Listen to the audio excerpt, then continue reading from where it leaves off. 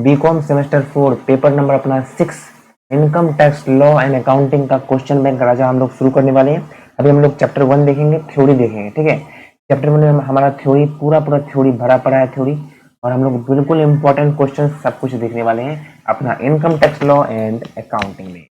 सबसे पहला क्वेश्चन हमारे सामने है, सर क्या आप प्रैक्टिकल नहीं कराएंगे? बिल्कुल राजा प्रैक्टिकल कराएंगे। सैलरी हो चाहे अपना पीजीबीपी हो, कुछ भी हो, चाहे वो टोटल इनकम ही क्यों ना हो, सारा क्वेश्चन एक एक क्वेश्चन कराएंगे, समझाएंगे, बताएंगे, और एग्जाम में वही सब आपको टकराएगा। तो उसके लिए बेफिक्र रहिए, थ्योरी शुरू कीजिए, ये सभी क्वेश्चन आपको एग्जाम में देखने को मिलेंगे। सबसे पहला क्वेश्चन है, define the term income as per income tax act 1961 के हिसाब से बताना है। आयकर अधिनियम 1961 के अनुसार बताना है, आय को परिभाषित कीजिए। इनकम का मतलब क्या होता है, बेसिक से समझेंगे तब हम लोग हाई लेवल तक समझेंगे। तो बेसिक से शुरू कीजिए, आपको इनकम टैक्स में जब इंटरेस्ट आना शुरू हो जाएगा, मजा आने लगेगा, तो फिर आप क्वेश्चन आराम से करने लग जाओगे।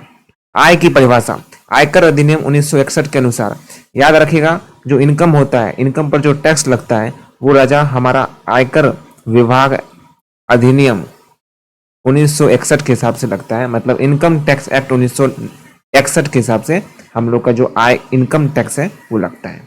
आयकर अधिनियम 1961 में आय मतलब जो इनकम की कोई पूर्ण परिभाषा नहीं दी गई है।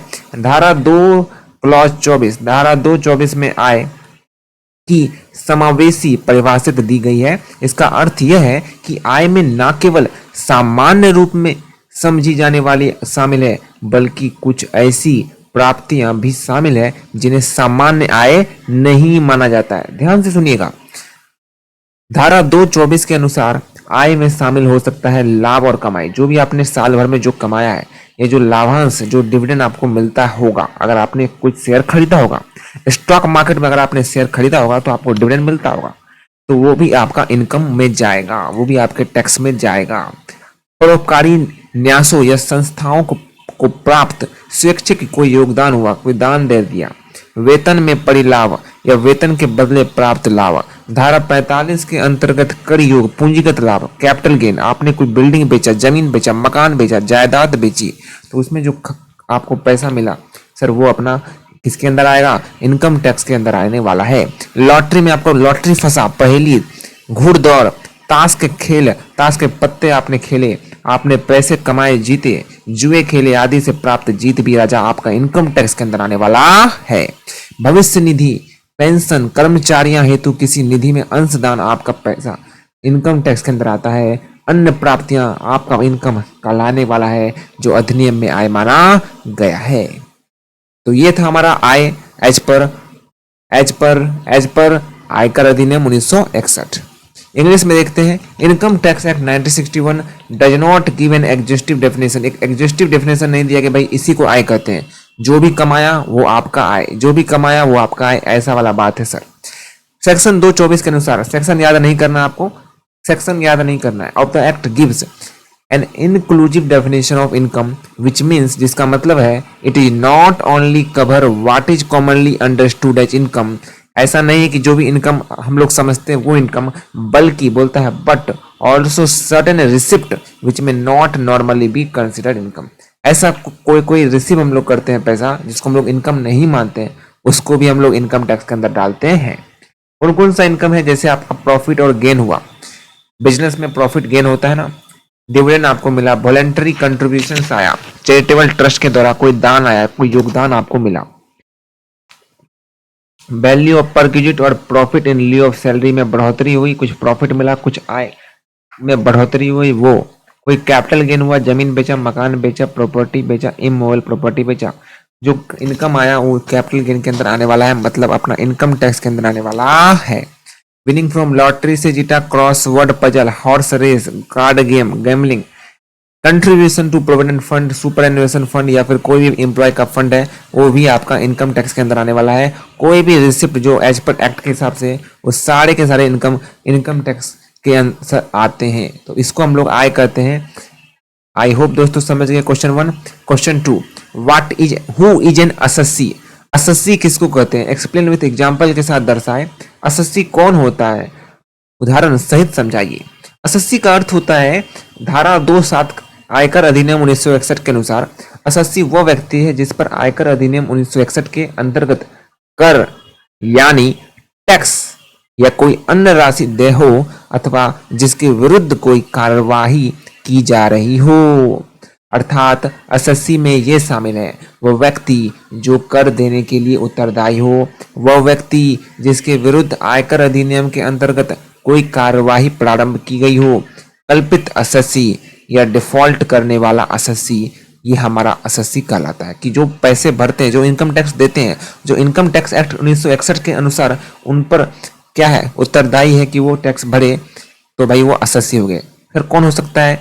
कोई भी हो सकता है, राम श्याम मोहन गीता सीता मोहन, आप भी हो सकते हैं, हम भी हो सकते हैं, कोई भी हो सकता है भाई एसएससी। हर कोई वो व्यक्ति जो टैक्स देता है, इनकम टैक्स देता है, उसको हम लोग क्या कहते हैं? एसएससी कहते हैं।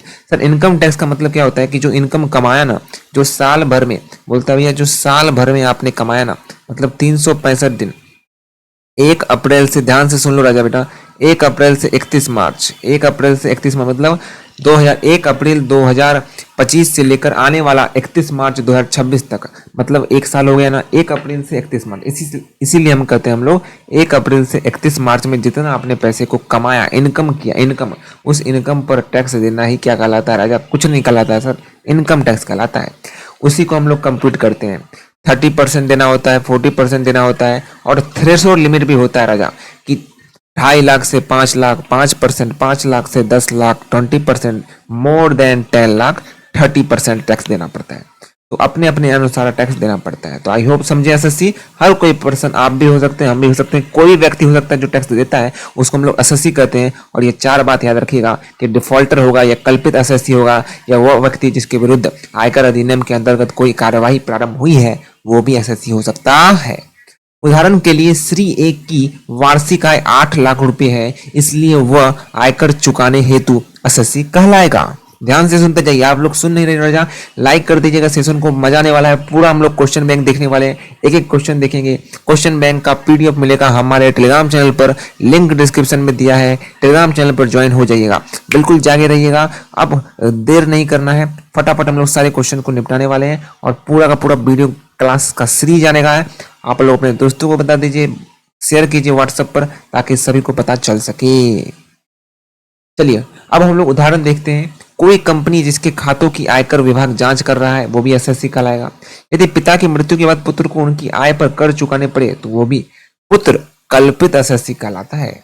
नियोक्ता मतलब एम्प्लॉयर जो टीडीएस काटने में असफल होता है, उसे डिफॉल्टर करने वाले एसएससी माना जाता है।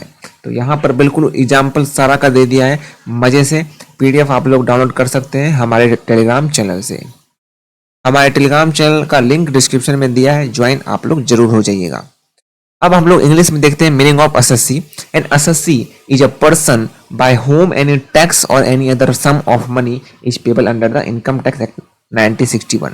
ये पर्सन है, इसके ऊपर, इसके मत्थे पर टैक्स का आ गया भार, इसके मत्थे पर कोई money, sum of money payable करने का कोई भार आ जाता है, तो ये पर्सन एसएससी कहला जाता है। बोलेंगे भाई ओ एसएससी, ओ यू आर एसएससी, क्या बोलेंगे? You are an assessee. जो पर्सन पर माथे पर भार आ जाता है टैक्स का भरने का, या फिर कोई कुछ पैसे भरने का, इनकम टैक्स एक्ट 1961 के हिसाब से, तो हम लोग उसको कहते हैं एसएससी।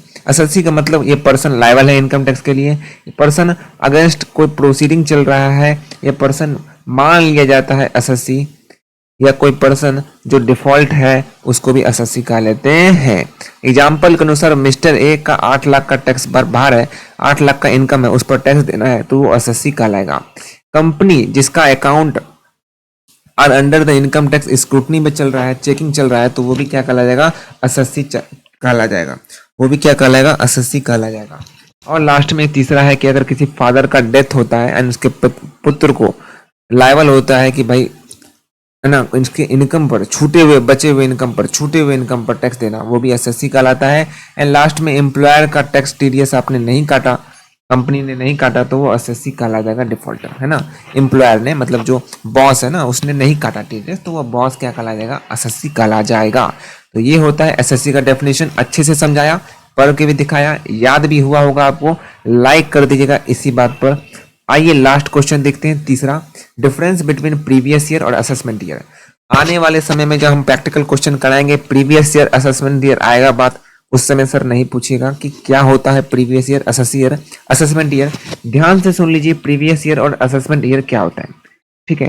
तो पिछला वर्ष और निर्धारण वर्ष में अंतर क्या होता है, ये बात ध्यान लीजिएगा कि पिछला वर्ष और जो निर्धारण वर्ष होता है, क्या अंतर होता है।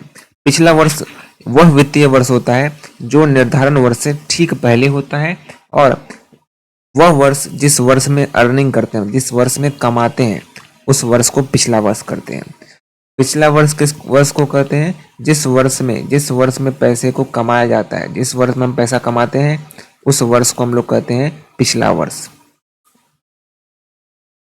उदाहरण के लिए 1 अप्रैल 2023 से 31 मार्च 2024 तक की आय जो हमने इतना में कमाया, इस 1 अप्रैल 2023 से 31 मार्च 2024 तक जो हमने कमाया, उसको हम लोग पिछला वर्ष कहेंगे। 2023-24 कल आएगी। निर्धारण वर्ष सर किसको कहते हैं, निर्धारण वर्ष वह वर्ष होता है जिस वर्ष में हम लोग टैक्स को भरते हैं। पिछले वर्ष की आय का आकलन होता है और उस पर हम लोग टैक्स को भरते हैं। निर्धारण वर्ष वह वित्तीय वर्ष होता है जिसमें पिछले वर्ष की आय का आकलन और कर निर्धारण करते हैं कि कितना टैक्स होता है, भरना पड़ता है।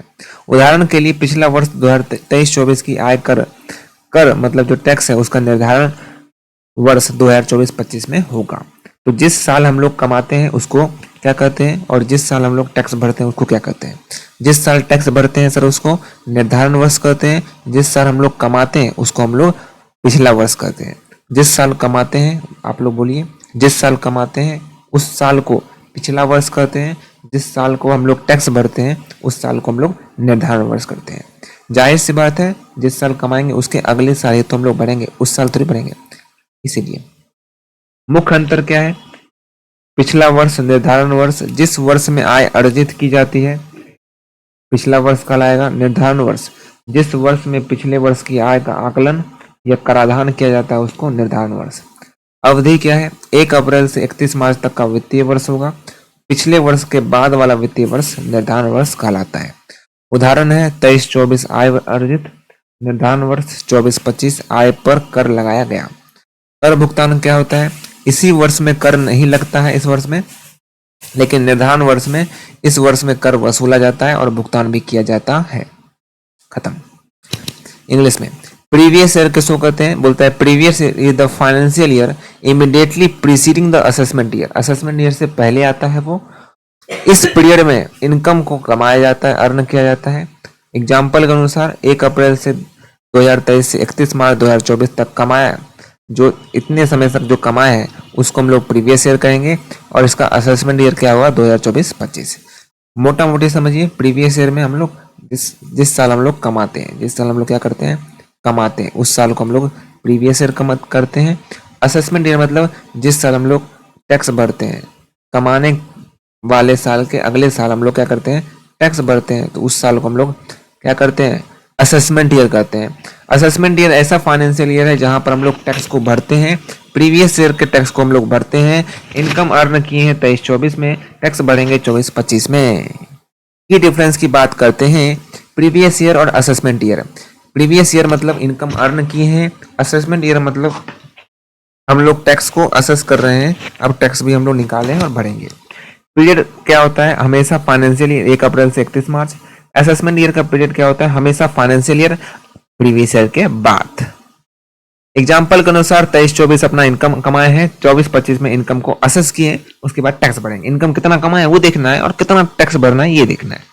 यहाँ कितना कमाओ भर के, यहाँ भर के कमाओ भर के, यहाँ भर के कमाना, यहाँ कोई काम नहीं है, यहाँ पर कमाओ भाई। टैक्स पेमेंट मतलब क्या हुआ, इनकम यहाँ पर टैक्स नहीं दिया जाता है इस ईयर में, टैक्स एक्चुअली कंप्यूट किया जाता है और पेड किया जाता है इस ईयर में, मतलब असेसमेंट ईयर में, मतलब उसके अगले साल में। आई होप दोस्तों प्रीवियस ईयर और असेसमेंट ईयर में डाउट क्लियर हो चुका है। मोटा मोटी प्रीवियस ईयर में कमाते हैं और असेसमेंट ईयर में टैक्स भरते हैं। खेला खत्म। इंग्लिश हिंदी दोनों देख लिए। नेक्स्ट वीडियो में अगला क्वेश्चन देखेंगे, सारे टॉपिक कवर करेंगे, थ्योरी प्रैक्टिकल क्वेश्चन सब देखेंगे। शेयर कर दीजिएगा अपने दोस्तों को। Thank you so much.